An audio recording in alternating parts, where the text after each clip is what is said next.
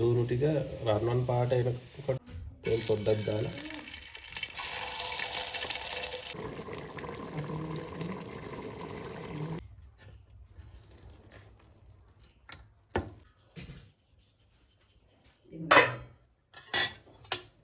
Hi guys, ඉතින් ගොඩක් කලකට පස්සේ ඔයගොල්ලන්ට වීඩියෝ එකක් අරගෙන ආවේ. පහුගිය දවස්වල ඉතින් ගොඩක් අයට කරදර සිද්ධ වුණා දිත්තසලුගේ නටුවත් එක්ක. අපිට වීඩියෝ එකක් දාගන්න බැරුව ගියා. ඉතින් හැමෝටම ඉස්සෙල්ලාම ප්‍රාර්ථනා කරනවා මේ වෙච්ච විපතෙන් ඉක්මනටම ගොඩ ඇවිල්ලා හිටපු කටත් වැඩිය උඩට එන්න දියුණු වෙන්න හැමෝටම වාසනාව ශක්තිය ධෛර්යය ලැබෙන්න කියලා. මොකද සිංහල ජාතිය කියන්නේ එහෙම වටන්න පුළුවන් ජාතියක් නෙවෙයි. අපි වැට්ටුවොත් අපි හිටියටත් වැඩිය හිටිය තැන්ටත් වැඩිය ලොකු තැනකට ඉක්මනින් නැගිටින ජාතියක්. ඉතින් අපි ධෛර්යය අරගෙන අපි ඉක්මනටම නැගිටිමු කියලා ප්‍රාර්ථනා කරනවා හැමෝටම. ඉතින් අද ඔයගොල්ලෝ අරගෙන ආවේ පොඩි රසවත් වීඩියෝ එකක්. අද අපි ගෙදර කෑවට බිරියානියක් හදන්න යන්නේ.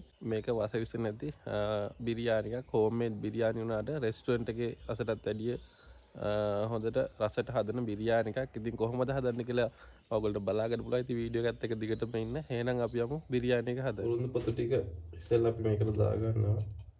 මිරිස් කරලත් පොඩක් කපලා දාමු.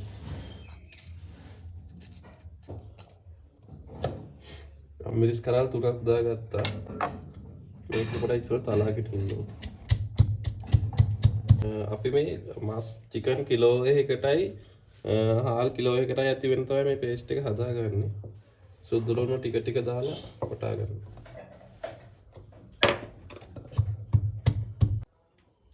දැන් මේකට අපි ඉඟුරු ටිකක් දාලා කොටා ගන්නවා. දැන් අපි මේ තලාගත්තු අර සුදු ලුණු ඉඟුරු ඒ පේස්ට් එක අපි මේ මස් කපාගත්තු මස් එකට දානවා. මිරිස් කුඩු කහ කුඩු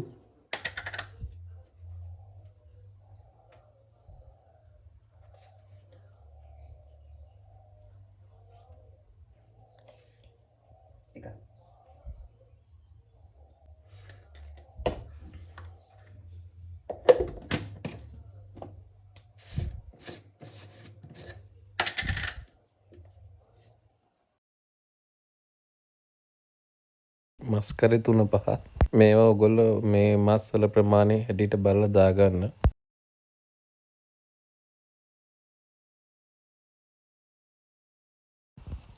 ලුණු එකතු කර ගන්නවා අපි ලුණු කැට.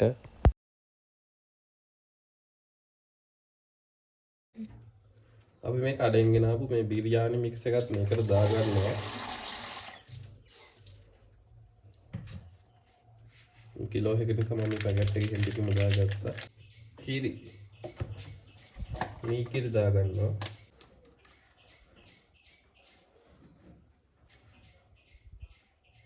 යෝගට් අතරක් දාමු.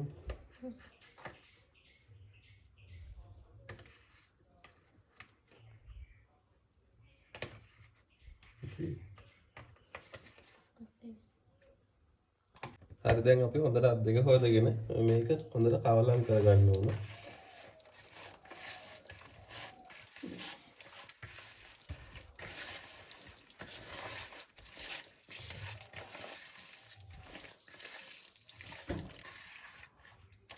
ලන්චීට් එක වහලා දෙන්න තියෙනවා.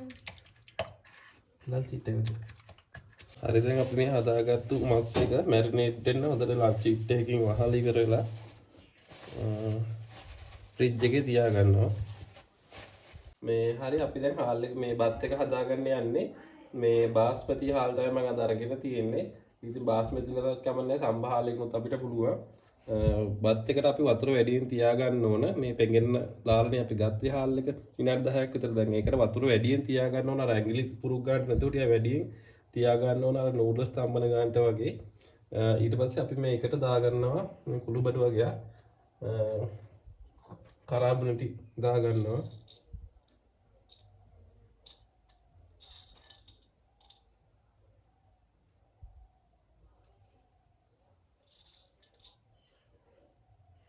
ඊට පස්සේ අපි මිරිස් කරාව දෙක තුනක් දාගන්නවා. ඊට පස්සේ එන්සල්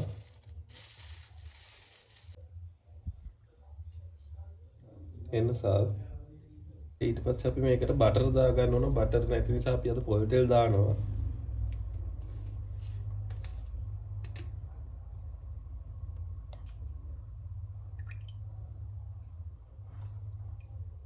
අපි මේකට රම්පෙත් දාගන්නවා. කුරුදු පොතුත් අපි දාගන්නවා. අර බේලි කොළ කියලා තියෙන්නේ ඒක තියෙනවා නම් දාගන්න. සාදික්ක තියෙනවා නම් දාගන්න. ඒ වගේ කුළුබඩු ජාත් දාගන්න පුළුවන්. අද අපි තියෙන ටික දාලා හදාගමු. දැන් අපි මේක රයිස් කුකර් එකෙන් තියාගන්නවා. හරි දැන් අපි මේක අර බාගෙට වගේ තම්බ ගන්න. කියන්නේ හාල් එක 4:03යි තම්බන්නේ. විනාඩි 4-5ක් විතර තැම්බෙනකොට අපි අල්ලලා බලනවා බත්තර මේ අර බාගෙට අමුයෙන් වගේ තියද කියලා අතර දැනෙනවනේ. ඒ ගානට අපි බා ගන්න ඕන. එතකන් අපි ඊටු වැටි කරගමු. අපි බත්තර ලුණු දාගත්තේ නෑනේ. අනිවාර්යෙන් ලුණු දාගන්න. අපි දැන් ලූරු ටික කපා ගන්නවා අපේ හාල් එක හරි වෙනකන්.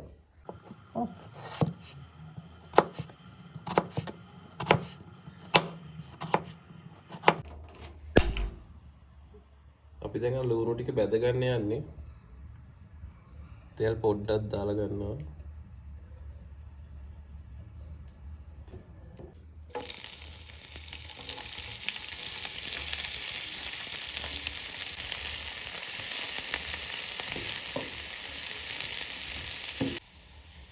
ලූරු ටික රන්වන් පාට එනකොට මේ බා ගන්න.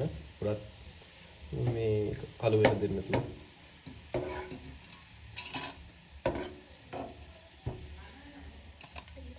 රට කජු ටිකක් වැදගමු. මේක රට කජු නැත්නම් අර අනිත් කජු ගස් කජු එක දාගත්තත් කමක් නෑ.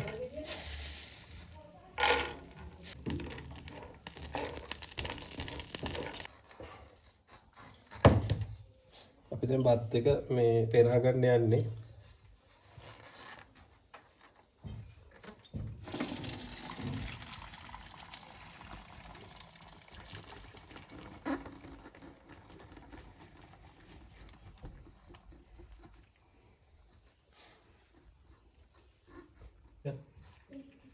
හරි අපි දැන් මේ තම්බගත්තු බිත්තර ටික බැද ගන්නවා පෑන් එකේ.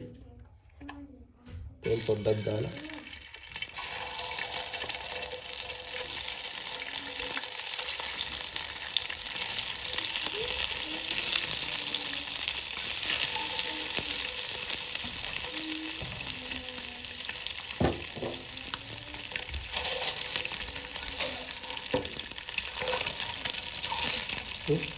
දැන් තාපිච්ච ටිකක් බැද ගන්නවා.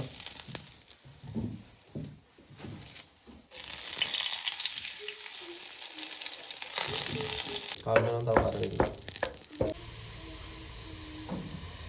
අපි දැන් මේ මාස් එක හදාගන්න යන්නේ. අර මැරිනේට් කරපු මාස් ටික ඉස්සෙල්ලාම අපි සාස්පානක් ලිපේ තියාගෙන බටර් ටිකක් හරි පොල් තෙල් ටිකක් හරි දාගන්නවා.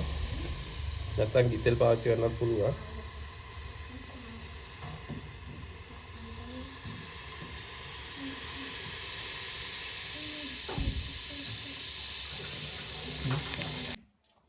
දැන් මේ තෙල් ටික රත් වෙනකොට අපි මේ කපාගත්තු රට ලුණු ටිකයි කරපුච්ච ටිකයි දාගන්නවා. දාලා මේක පොඩ්ඩක් බෙද ගන්නවා. දැන් අපි අර මැරිනේට් කරගත්තු චිකන් ටික මේකට දාගන්නවා.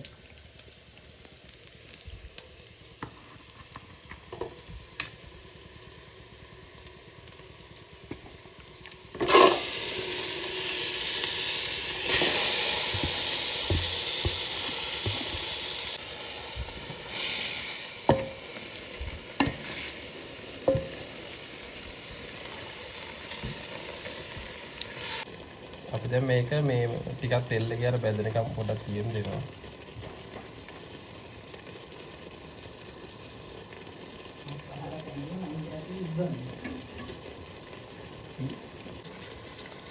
අපි දැන් වතුරත් එකතු කරගන්නවා මේකට. අර අපේ චිකන් එකේ තිබිච්ච භාජනයට වතුර දාලා ඒක තමයි එකතු කරන්නේ.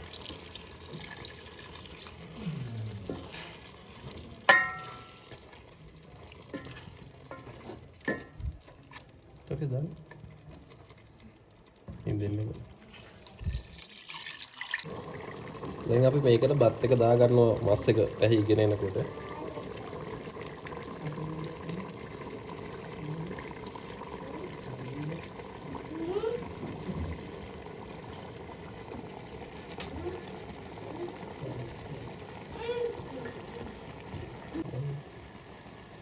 දැන් අපි මේ බැදගත්තු ලුණු ටික එහෙම මේකට දාගන්නවා.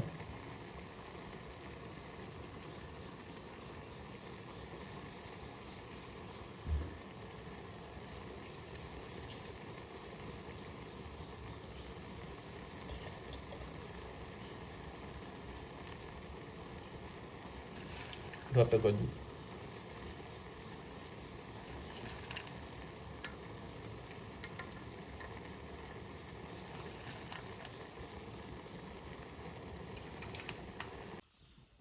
හරි දැන් අපි බලමු මේක තැම්බිලාද කියලා. දැන් තැම්බිලා ඇත්ත විනාඩි 5ක් විතර තම්බ ගත්තනේ මේ කුමාරේ. යන්න බලන්න අපේ බිරියානි එක කොහොමද කියලා. සුවඳ නම් එනවා ආයි සුපිරි සුවඳක් එන්නේ නේද? රෙස්ටුරන්ට් එකේ බිරියානි පරාද. අපි බලමු මේ බත්තට තැම්බිලාද කියලා ඉස්සෙල්ලා.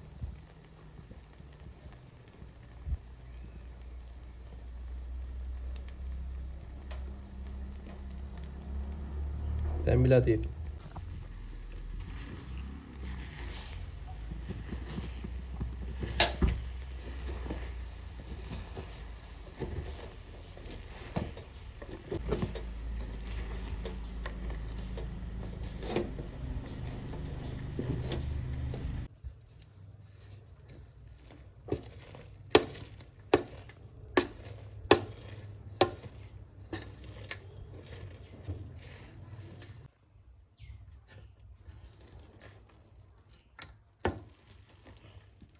අපි දැන් මස් කෑලි ටික උඩට ගන්න ඕන මේකේ. සුගන්ධ නම් එනවා. අපේ ඔන්න අපේ රසමරස බිරියානි එක ඉතින් පේනවනේ ඔයගොල්ලෝ පාටිම කොහොමද ඇද්ද කියලා නේ. අපි කාලා බලමු. අය සුපිරිටම මේක සුවඳක් තියෙන මාරම සුවඳ. මේ අපේ රයිතෙකුත් හදාගත්තා.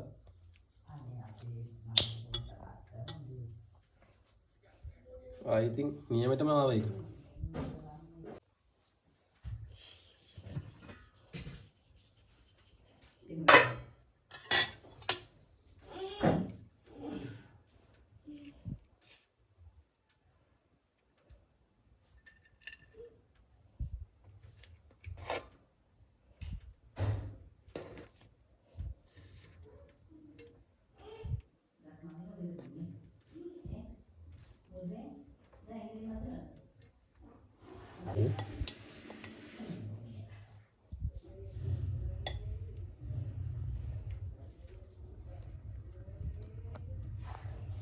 ඔන්න අපේ බිරියානි කාලා බලන්න යන්නේ. චිකන් තියෙනවා හොඳට. රයිත දෙහිකුයි. විතරයි දාගෙන.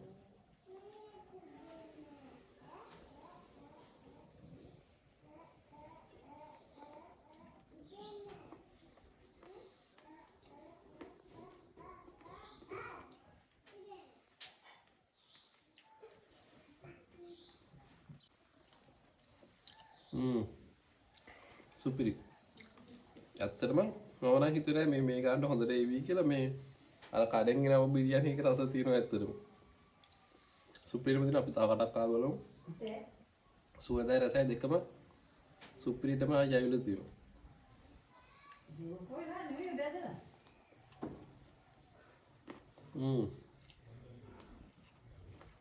නියම. ඔයගොල්ලෝ කියනෝනේ මම කලින් බිරියානි හදලා නැහැ. මේ පළවෙනි වතාව. හැබැයි ඉතින් පළවෙනි වතාවෙම මම සුපිරිටම ආවා. චිකන් දිනෝ කටින් කරමු.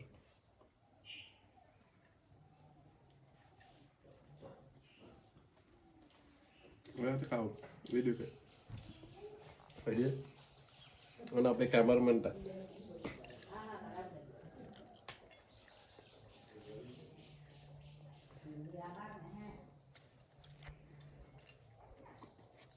සුපිරි.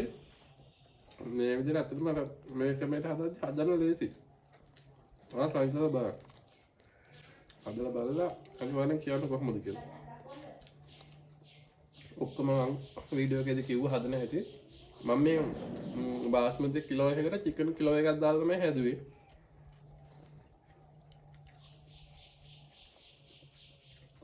අනිත් ඒවා ඉතින් ඔයගොල්ලෝ රස පදමට දාගන්න. ඉතින් ඔන්න විදිහට තමයි බිරියානියේදී රසට මාව එක නම් ඇත්තටම ගොඩක් රසයි. ඕගොල්ලොත් මම හදපු විදිහට හදලා බලන්න. ඇත්තටම ලේසි ඒ ක්‍රමයට හදන්න වැඩි වියදමක් යන්නේ නැහැ. ඒ වගේම රසවත් ඒ වගේම වස්ස විස රසකාරක මොකුත් නැතුව ඒ ගෙදරින් හොයාගන්න පුළුවන් දේවල් වලින් තමයි හැදුවේ. ඉතින් ඔයාලා හදලා බලලා අනිවාර්යයෙන්ම රසද කියලා මට කමෙන්ට් එකක් දාන්න. එහෙනම් අද අපි ගිහිල්ලා එන්නම්.